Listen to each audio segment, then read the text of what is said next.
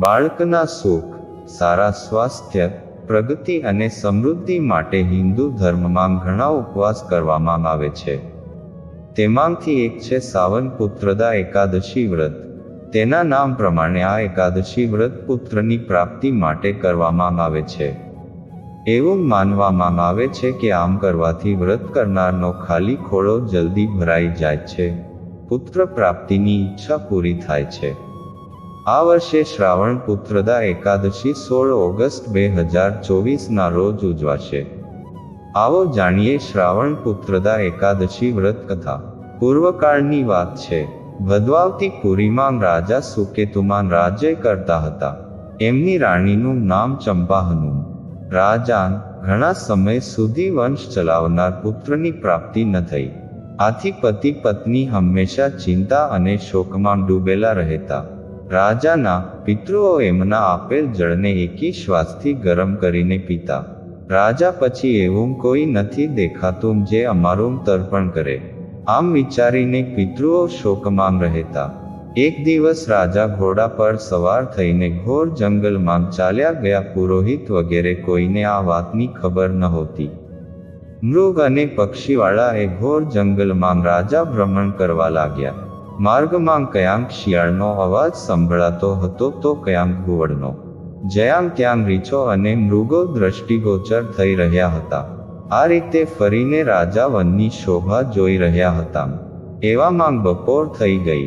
રાજાને ભૂખ અને તરસ સતાવવા લાગી. રાજા પાણીની શોધમાં આમ તેમ ભટકવા લાગ્યા.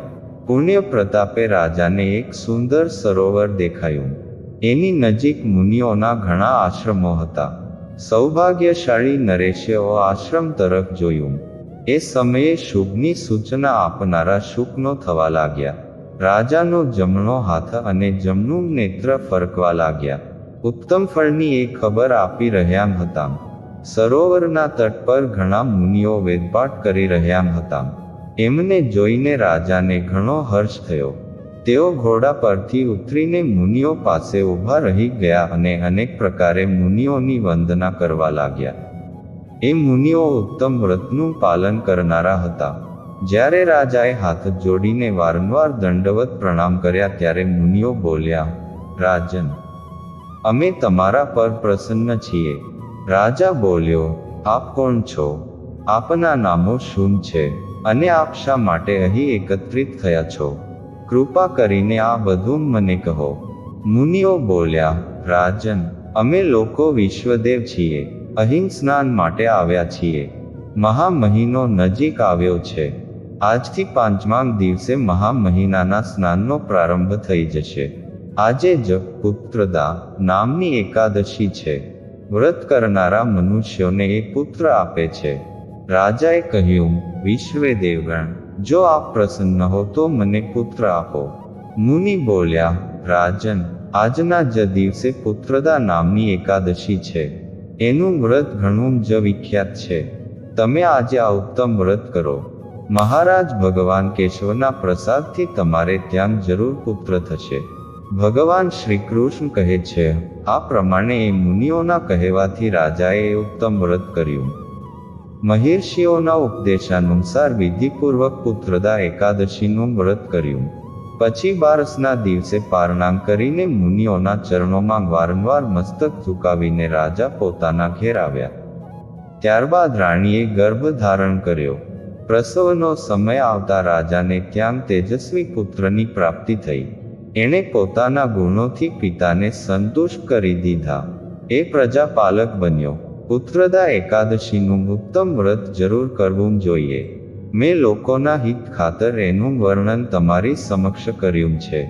જે મનુષ્ય એકાગ્ર ચિત્તે પુત્રદા એકાદશીનું વ્રત કરે છે, એ આ લોકમાં પુત્ર પ્રાપ્ત કરીને મૃત્યુ પછી સ્વર્ગ પ્રાપ્ત કરે છે. આ મહાત્મ્યને વાંચવાથી અને સાંભળવાથી અગ્નિહોમ યજ્ઞનું ફળ મળે છે.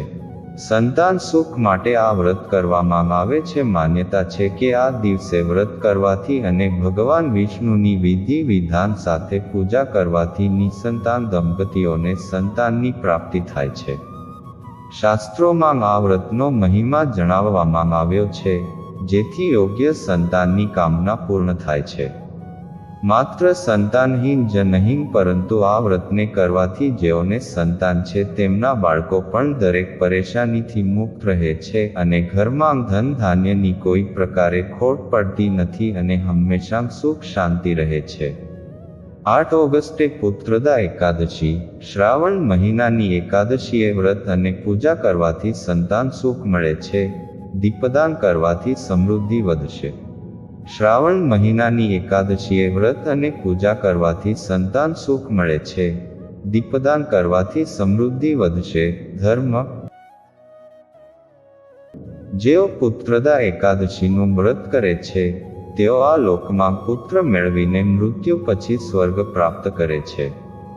શ્રાવણ મહિનાની બીજી એકાદશીને પુત્રદા એકાદશી કહેવામાં આવે છે, કેમ કે પુરાણો પ્રમાણે આ દિવસે ભગવાન વિષ્ણુની પૂજા સાથે જ વ્રત રાખવાથી સંતાન સુખ મળે છે।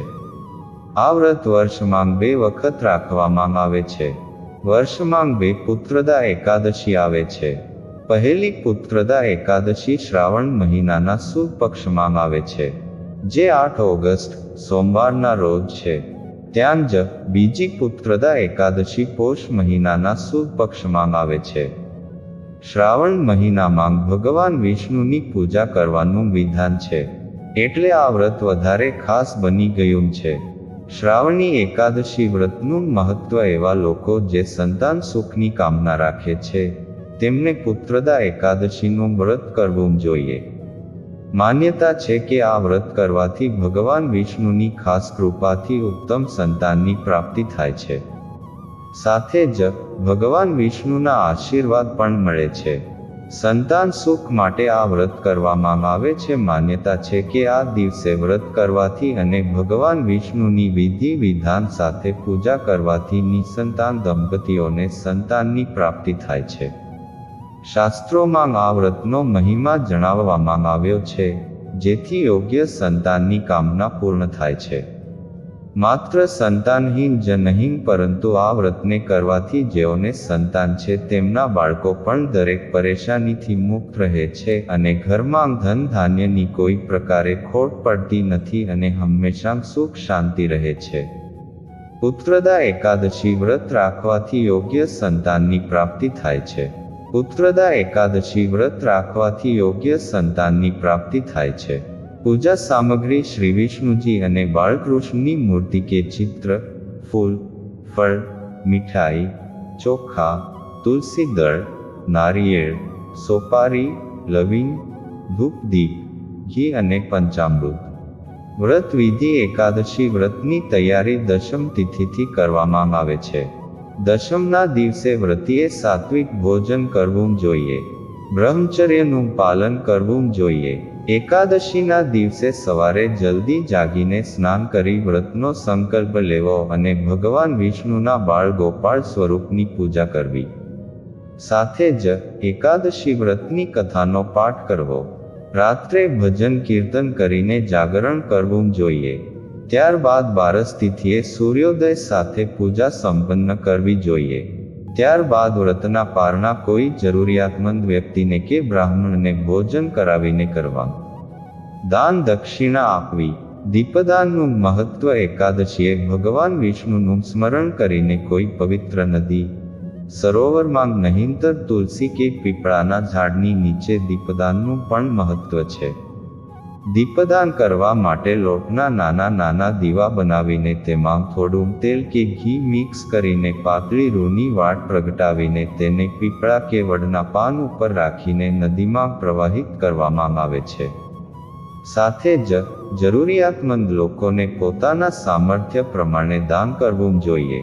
ઓગસ્ટે પુત્રદા એકાદશી, શ્રાવણ મહિનાની એકાદશીએ વ્રત અને પૂજા કરવાથી સંતાન સુખ મળે છે, દીપદાન કરવાથી સમૃદ્ધિ વધશે। શ્રાવણ મહિનાની એકાદશીએ વ્રત અને પૂજા કરવાથી સંતાન સુખ મળે છે, દીપદાન કરવાથી સમૃદ્ધિ વધશે। જેઓ પુત્રદા એકાદશીનું વ્રત કરે છે તેઓ આ લોકમાં પુત્ર મેળવીને મૃત્યુ પછી સ્વર્ગ પ્રાપ્ત કરે છે। શ્રાવણ મહિનાની બીજી એકાદશીને પુત્રદા એકાદશી કહેવામાં આવે છે, કેમ કે પુરાણો પ્રમાણે આ દિવસે ભગવાન વિષ્ણુની પૂજા સાથે જ વ્રત રાખવાથી સંતાન સુખ મળે છે. આ વ્રત વર્ષમાં 2 વખત રાખવામાં આવે છે. વર્ષમાં 2 પુત્રદા એકાદશી આવે છે.